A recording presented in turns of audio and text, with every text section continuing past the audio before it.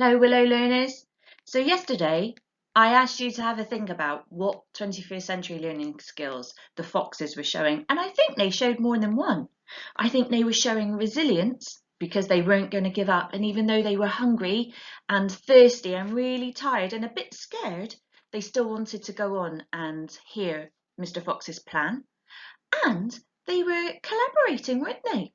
It was Mr. Fox that had the great idea, but even his four small fox children still were going to collaborate together and collaborate with their dad to find out what the plan was and to escape Boggis, Bunce and Bean. So we are now on chapter 10, Boggis's Chicken House, number 1. This time we must go in a very special direction, said Mr. Fox, pointing sideways and downwards.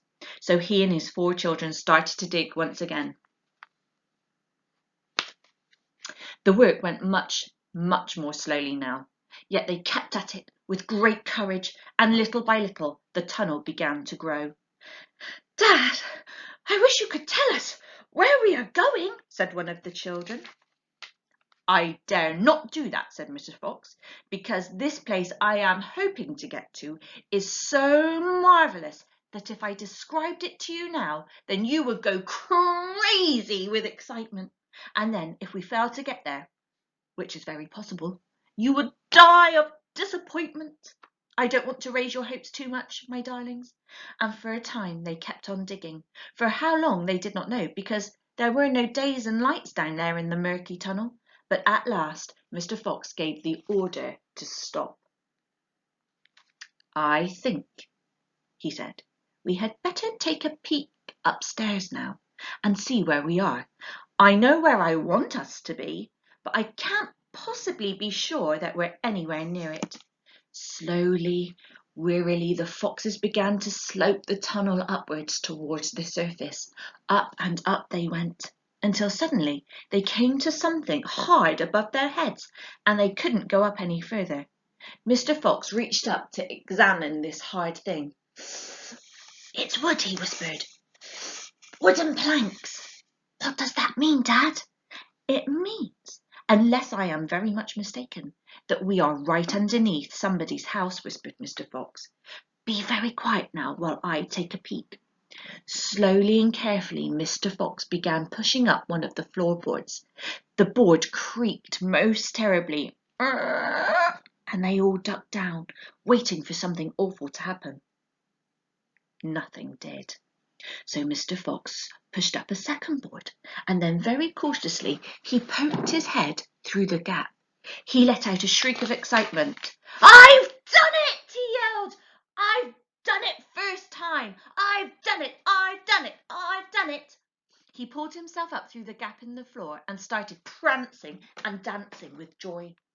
"Come on up," he sang out. "Come up and see where you are, my darlings. What a sight for a hungry fox! Hallelujah! Hooray! Hooray!" The 4 small foxes scrambled up out of the tunnel, and what a fantastic sight it was now that met their eyes. They were in a huge shed, and the whole place was teeming with chickens. There were white chickens and brown chickens and black chickens by the thousand. "Boggis's Chicken House, number 1, cried Mr. Fox. "It's exactly what I was aiming at. I hit it slap in the middle. First time. Isn't that fantastic? And if I may say so, rather clever." The small foxes went wild with excitement. They started running round in all directions, chasing the stupid chickens. "Wait!" ordered Mr. Fox. "Don't lose your heads. Stand back. Calm down. Let's do this properly. First of all, everyone, have a drink of water." They all ran over to the chicken's drinking trough and lapped up the lovely cool water. Then Mr. Fox chose 3 of the plumpest hens, and with a clever flick of his jaws, he killed them instantly. "Back to the tunnel," he ordered. "Come on. No fooling around. The quicker you move, the quicker you shall have something to eat." So one after the other, they climbed down through the hole in the floor, and soon they were all standing once again in the dark tunnel. Mr. Fox reached up and pulled the floorboards back into place. He did this with great care. He did it so that no one could tell that they had ever been moved. "My son," he said, giving the 3 plump hens to the biggest of his small 4 children, "run back with these to your mother. Tell her to prepare a feast. Tell her the rest of us will be along in a jiffy, as soon as we have made a few other little arrangements." A surprise for Mrs. Fox. The small fox ran back along the tunnel as fast as he could, carrying the 3 plump chickens. He was exploding with joy. "Just wait," he kept thinking. "Just wait till Mummy sees these." He had a long way to run, but he never stopped once on the way, and he came bursting in upon Mrs. Fox. "Mummy!" he cried out of breath. "Look, Mummy, look! Wake up and see what I've bought you." Mrs. Fox, who was weaker now than ever from lack of food, opened one eye and looked at the hens. "I'm dreaming," she murmured, and she closed her eyes again. "You're not dreaming, Mummy. They're real chickens. We're saved. We're not going to starve." Mrs. Fox opened both eyes and sat up quickly. "My dear, dear child," she cried, "where on earth—" "Boggis's chicken house #1, spluttered the small fox. "We tunnelled right up under the floor, and you've never seen so many big fat hens in all your life. And Dad said to prepare a feast. They'll be back soon."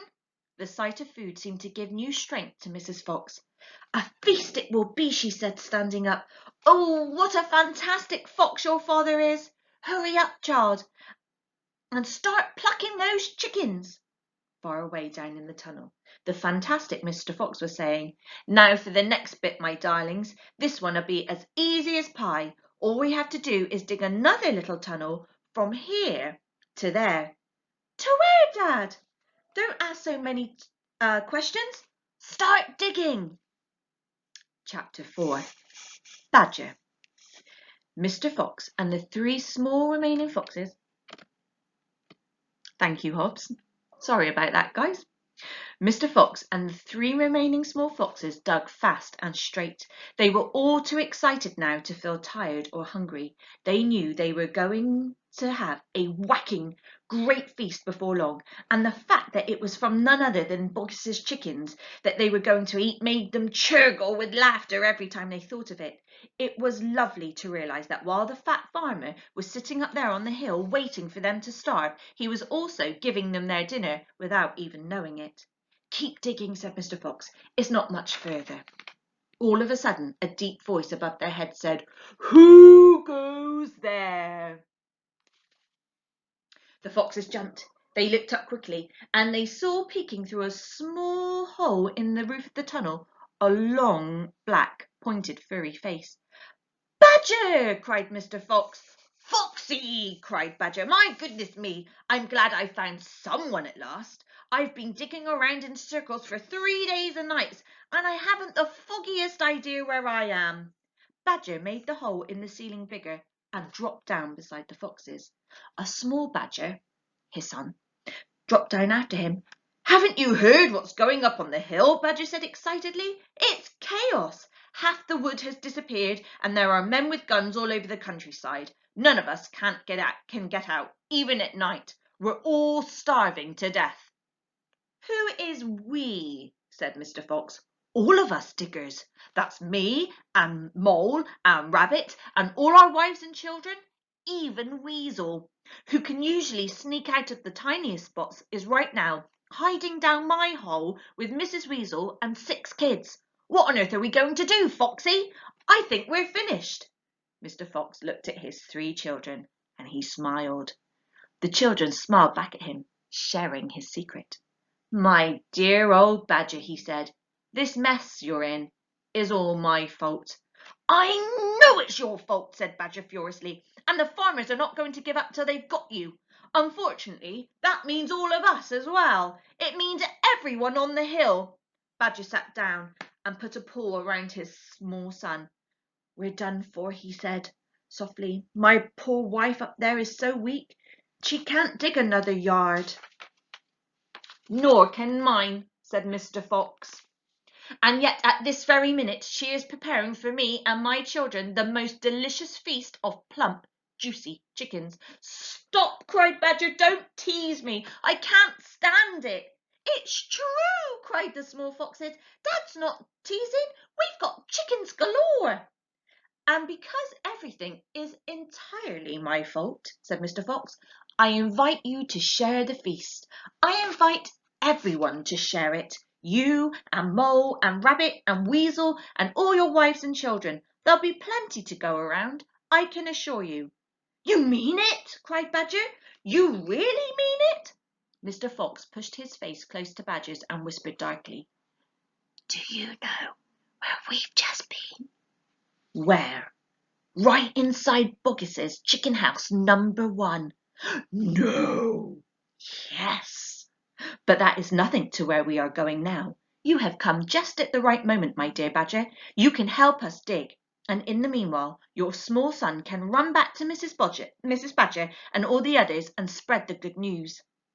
Mr. Fox turned to the small Badger and said, Tell them that they are invited to the Fox's feast.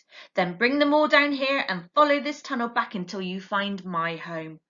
Yes, Mr. Fox, said the small Badger. Yes, sir. Right away, sir. Oh, thank you, sir.